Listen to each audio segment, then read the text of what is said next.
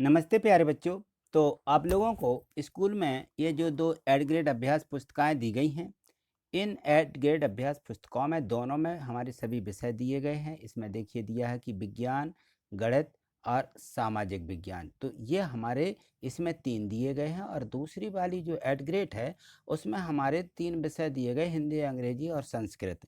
तो कक्षा 8वीं जो है बोर्ड परीक्षा है और बोर्ड परीक्षा के जो सभी प्रश्न पूछे जाते हैं वो इसी एड ग्रेड बुक में से ही पूछे जाते हैं।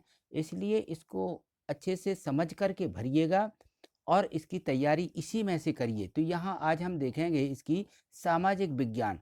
देखिए यहाँ पे, तो यहाँ देखिए अध्याय 2। इसके पहले वाला जो अध्याय है वो हमने पिछली वीडियो के माध्यम से कंप्लीट किया था, उसको हमने समझा था। यदि आपने वो नहीं देखी है तो इसके डिस्क्रिप्शन में लिंक दी गई है, आप लिंक पर जाकर के सभी विषयों को भी देख सकते हैं और पिछले पाठों को भी देख सकते हैं। तो देखिए, यदि आप चैनल पर नए हैं और अभी तक चैनल को सब्सक्राइब नहीं किया है तो सबसे पहले तो आप चैनल को सब्सक्राइब करके हमसे जुड़ जाइए। देखिए यहाँ ये जो है सब्सक्राइब का, यहाँ पर रेड कलर से दिखता रहता है ये सब्सक्राइब, इसको आपको क्लिक कर लेना है।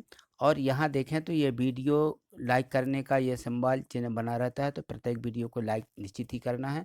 और यहाँ देखें ये रहता है डिस्क्रिप्शन, इस पर आप यदि क्लिक करते हैं तो देखिए जैसे मैंने इसको क्लिक किया तो क्लिक करने ये देखिए यहाँ पे ये डिस्क्रिप्शन बॉक्स कहलाता है। यहाँ पर लिंकें दी रहती हैं, तो यहाँ देखो ये दिया गया है, यहाँ पे ऐड ग्रेड अभ्यास पुस्तिका ये लिंक दी गई है। आप जैसे ही इसको क्लिक करेंगे तो पूरी प्लेलिस्ट की सभी वीडियो यहाँ पे दिखने लगेंगी। तो उसमें से आपके जो भी विषय रह गए हैं या जो भी पार्ट छूट गए हैं उनको आप जरूर जल्दी से कंप्लीट कर लीजिए और यहाँ से समझ लीजिए, ठीक है।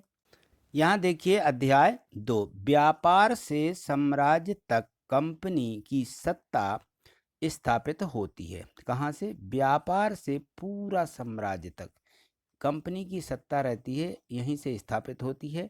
तो यह पाठ का नाम दिया गया है। तो यहाँ इनके प्रश्न देखिए। प्रश्न 1 है कि किस पुर्तगाली यात्रा द्वारा भारत तक पहुंचने के लिए समुद्री मार्ग का पता लगाया था? तो भारत तक वो कौन सा पुर्तगाल था जो पता लगाया था उसने समुद्र में आकर के कि यहाँ भारत है?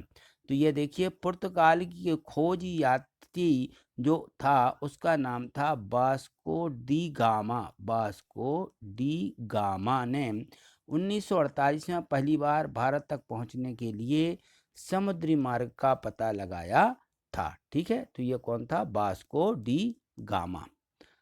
प्रश्न 2 देखिए दिया है कि इजाजतनामे में जो इजाजतनामा रहता है से क्या आशय है? इजाजतनामा किसे कहते हैं?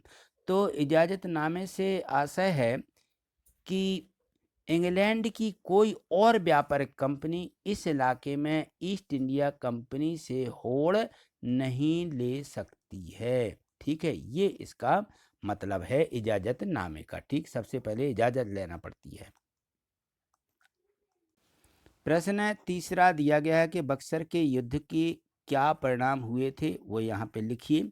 तो जो बक्सर की लड़ाई है, बक्सर की लड़ाई 1964 के बाद कंपनी ने भारतीय रियासतों में रेजिडेंट और तैनात कर दिए और रेजिडेंट के माध्यम से कंपनी के अधिकारी भारतीय राज्यों के भीतर मामलों में भी दखल देने लगे थे। ये उसके परिणाम हुए थे।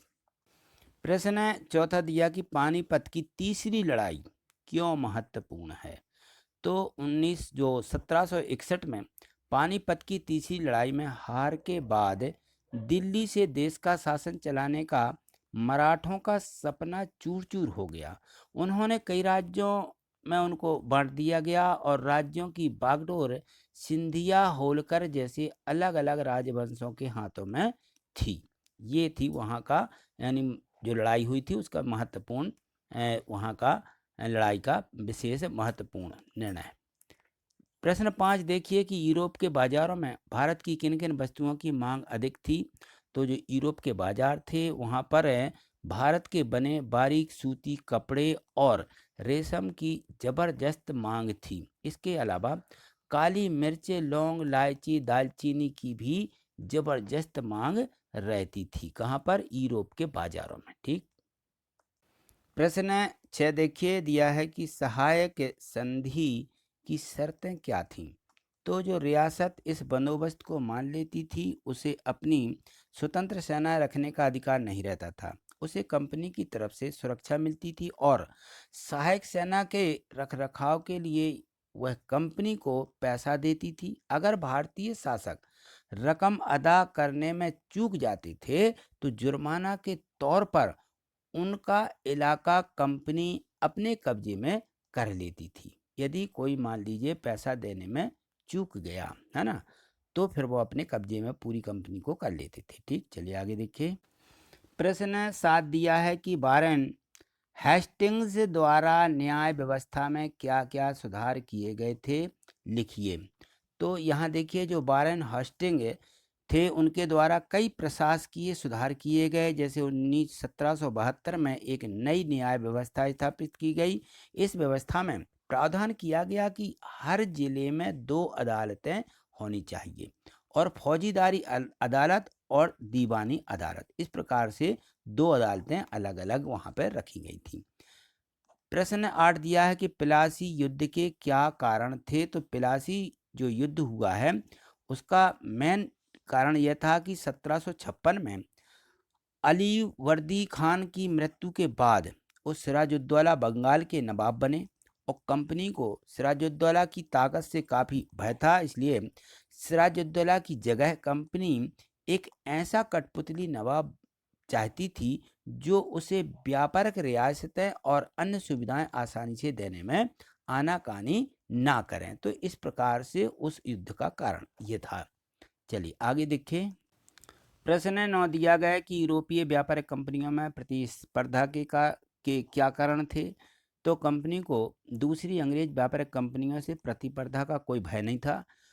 उस जमाने में वाणिज्य के कंपनियों के मोटे तौर पर स्पर्धा से बचकर ही मुनाफा कमा सकती थी। अगर कोई प्रतिस्पर्धा ना हो, तब भी सोती सस्ती चीज़ें खरीद कर उन्हें ज़्यादा कीमत पर बेच सकती थी। तो ये था वहाँ पर जो यूरोप व्यापारिक कंपनियाँ थी, उनकी स्पर्धा।